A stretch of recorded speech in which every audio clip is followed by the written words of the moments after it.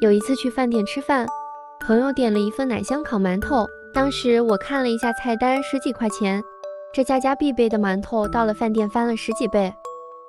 那今天咱们自己从家里做，从我家冰箱里拿出来，存放了1个多月的馒头，馒头最好是选冻过的，先解冻，再给它切成米字形，底部不要切断，最好不要用新买的馒头，家里的剩馒头最好了，因为新买的切的话，它容易掉很多的沫沫。切好后给它放在烤盘内，如果家里有黄油，就用融化的黄油给它全部涂抹均匀，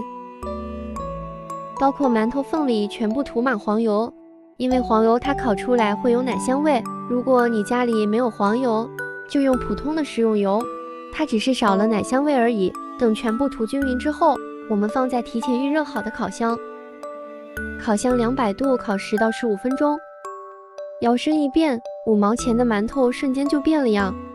如果家里有炼乳，就配点炼乳或者是蜂蜜都可以。烤的时候满屋子里都已经闻到了奶香味，再沾上一点炼乳吃，这样就会是甜甜的、脆脆的、香香的。